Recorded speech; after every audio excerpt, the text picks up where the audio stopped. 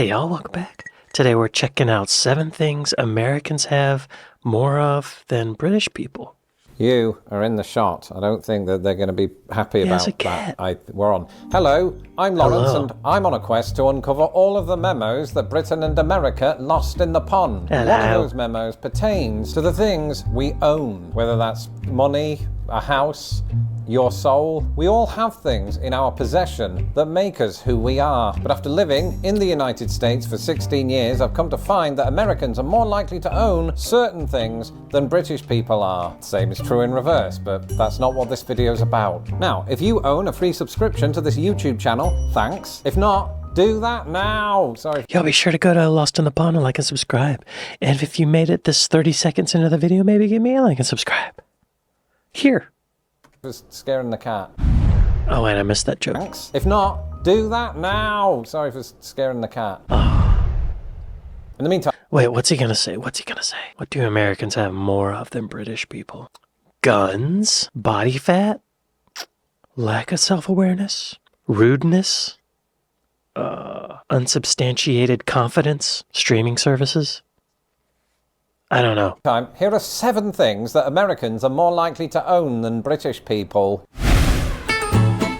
And the first thing that we're going to talk about is cars. And you might be thinking, Laurence, that's not surprising. You always talk about how America has a really large car culture. And this is true, but I think that ignores the fact that when I lived in Britain, I was far more likely to experience a traffic jam. Why is that, Laurence? What? Well, because Really? we have way more people in a smaller area. And so even though there are fewer cars per person, there are still millions of cars. So that probably cemented in my head a false impression of just how many cars we have in England compared to here. But there's no arguing with facts, even though some of you try. In the US, about 91% of households own at least one car, while in the UK, it's closer to 77%. Of course, Americans don't just stop at one car. They're often juggling 2, 3, maybe 4 vehicles per family, Usually practically enough to start a car dealership. This partly explains why in the state of Montana, each resident averages nearly 2 cars. In Britain, if somebody owns 2 cars, they're either a millionaire or a car thief. In fact, the idea of parking more than one car outside of your average British home sounds like a logistical nightmare. So while Brits are debating whether to pay for an MOT this year, Americans are hopping into their pickup trucks, SUVs, and maybe even a spare sedan.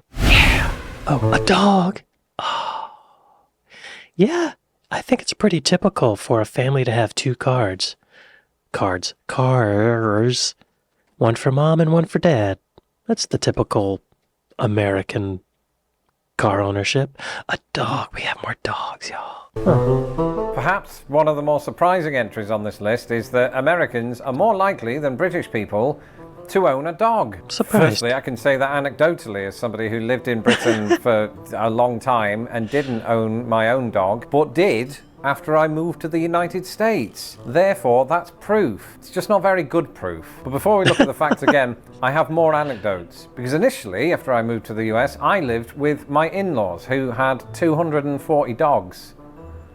No. It was 3 dogs, but I mean, still, 3 dogs feels like a lot, especially as somebody who raised a puppy last year. And yet it feels like it's not particularly uncommon in America. In Britain, as my wife said to me the other day, we seem to have a concern about leaving dogs alone when we go to work, which is fair enough, but I'm, you know, a YouTube sensation and I work from home, so I don't have that problem. Laurence, we really need to work on your relatability. That said, it is one thing to feel that Americans have more dogs than British people. Once again, here's voiceover Laurence from the basement to give you the facts. Statistically, around 40% of American households have at least one dog, which means that the other 60% have made a mistake. Compare this to the UK, where the percentage is thought to be between 30 and 36%. So why is there a disparity? That's close, well, though. maybe it's because dogs require something that we as a nation of British people haven't quite figured out: enthusiasm. Either way, Americans don't just live with dogs, they treat them like royalty. Doggy daycare, pop cups, Halloween costumes. And I was about to say that it all sounds a little bit much, but then I remembered Arthur has enjoyed all 3 of those things. Dogs bring us joy, but there's one animal out there that insists on doing the opposite.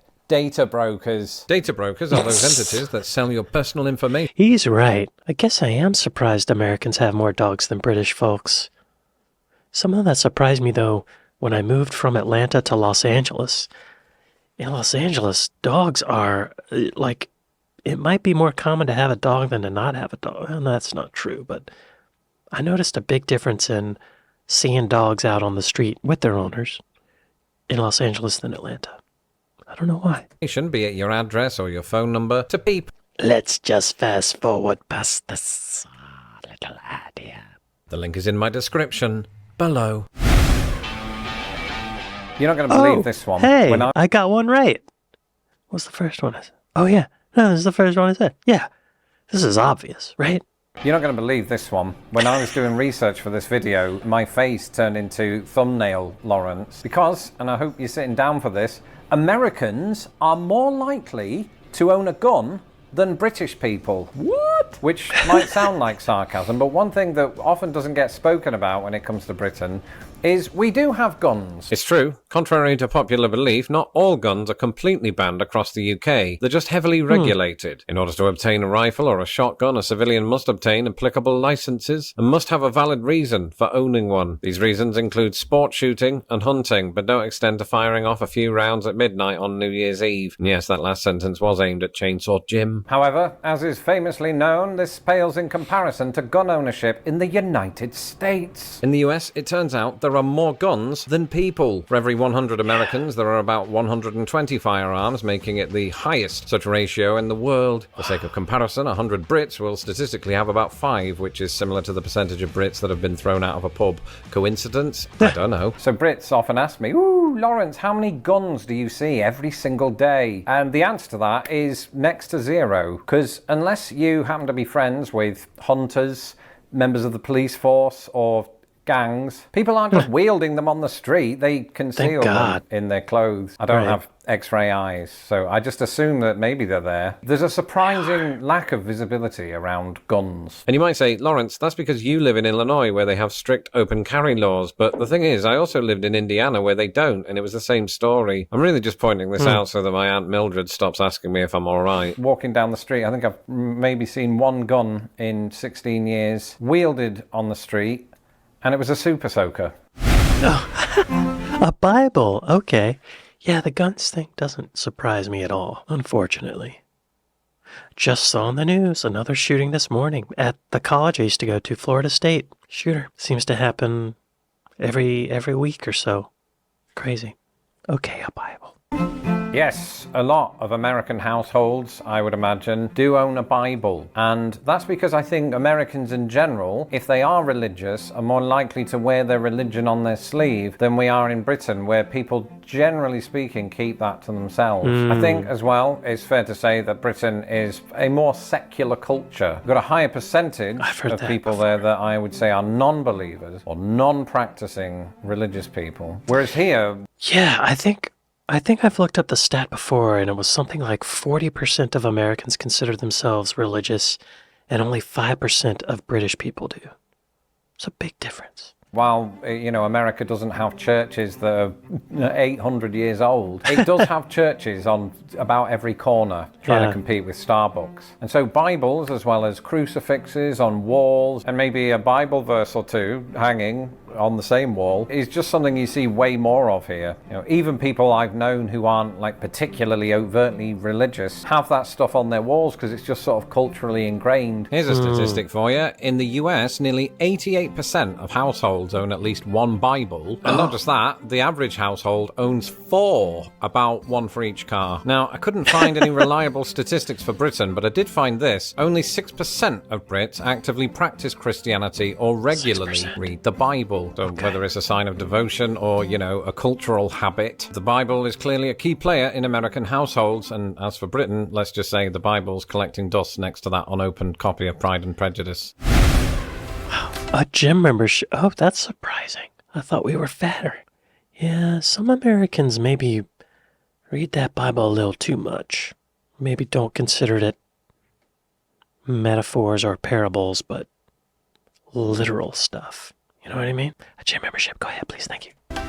Gym memberships. And some of you might be watching this going, isn't America famously kind of overweight and out of shape? That's exactly what I thought. There are very much elements of that. It's also a country of extremes. We talked about this recently, to the extent that gym culture, just like car culture, just like any other embedded culture within American culture is a real thing. You could be driving through Chicago, Huge. just down the street, and Yes. you look to your right and see people working out through a window. And these are not uncommon. But for me, Yeah. growing up in Britain, I think the last time I went to a gym was at school. Actually, I think that's still the case. I don't know why that is. I think we're a nation of joggers, so we like to work out that way. And cycling. I think our country has the infrastructure for outdoor exercise more perhaps than the United States does. We're also, I think Yeah. you're less likely to find a sort of public swimming bath. Like, they do exist here, but in Britain they're far more common, although the one that I grew up with in my hometown closed down. So I don't know how true that still is. I think it's just we have different ways of staying in shape. Statistically, around 24% of Americans claim to have a gym membership, which sounds impressive until you realise that most of us think that leg day is walking to and from the basement, and cardio means bending down to tie your shoelace. Meanwhile, the British approach fitness with a little more subtlety. About 14% of Brits are signed up for a gym, but it's not because they're less active. After all, lugging around 4 shopping bags of Tesco meal deals has its own charm. Why sweat in lycra when you've got the great outdoors and a pot noodle as your workout incentive? Huh. Gym memberships. I feel like... I don't know if a gym membership is a direct correlation with how fit we are, you know? I think it has more to do with good salesmanship at the gym, trying to sell those memberships, you know? It's not a direct indicator of how healthy we are. If anything, it might be a direct correlation to how unhealthy we are. Because in January, you know those gym memberships go way up. New Year's resolutions. And then, yeah, just because you have a gym membership doesn't mean you're going to the gym, right? Also, I've heard that in the UK, walking is much more of a treasured pastime. And that's exercise. You don't need a gym. Sweatpants. And yes, something that you might wear at a gymnasium, Sweatpants. I remember having a pair of sweatpants when I was a child. I don't remember owning a single pair since then. In Britain, it could be that we're Really? less likely to embrace casual fashion, although I do remember shell suits. Here, sweatpants aren't just the fashion choice of the gymnasium goers. I sometimes see people walking down this street in them, or going to the shops, or sitting Yep. in a restaurant. And frankly, Sure. they just look a little bit silly. Although I've just remembered I was wearing a raccoon suit earlier. So what do we think, voiceover Laurence? Are your observations of sweatpants accurate? Americans are nearly twice as likely to own a pair of sweatpants compared to their British counterparts. Twice! And that's not just some stat I've made up. That's a stat that ChatGPT just made up, but it sounds right. Meanwhile, across the pond, Britons seem to reserve their sweatpants for painting the house. It's less Netflix and chill and more DIY and drill. But maybe it comes down to the weather. I mean, Americans enjoy a cozy sweatpant year-round thanks to air-conditioned bliss, whereas Brits don't do that. So is this a love story between Americans and their joggers, or just a cultural misunderstanding about what's truly formal wear for a Target run? Either way, the numbers don't lie, even made-up ones. Sweatpants are basically America's second uniform. Yeah, I love sweatpants. I don't wear them when I go out, but right now I'm wearing them. Actually, usually when I'm filming these videos, I'm wearing sweatpants. You just have to take my word for it. I'm not going to show you.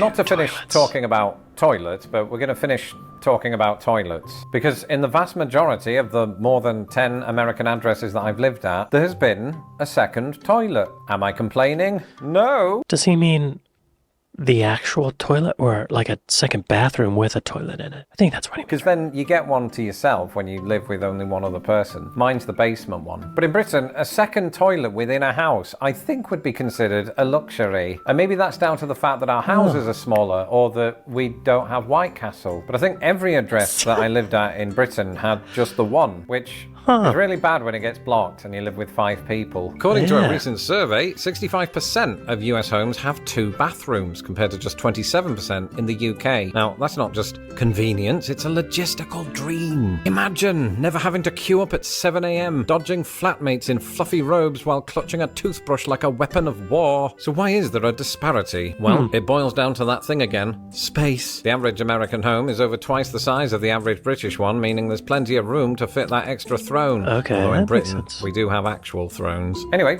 that was it. I'm sure there are plenty more things that Americans are more likely to own. If, for some unfathomable reason, you like these videos, then why not help me fund them by becoming a patron of this channel? You can do that at patreon.com/lostinthepond or by clicking the join button below. Until the next video, goodbye. Goodbye, Lawrence. Y'all be sure to go to Lost on the Pond and like and subscribe. The toilet thing. Yeah, I'm trying to think of growing up on a weekday morning, getting ready to go to school.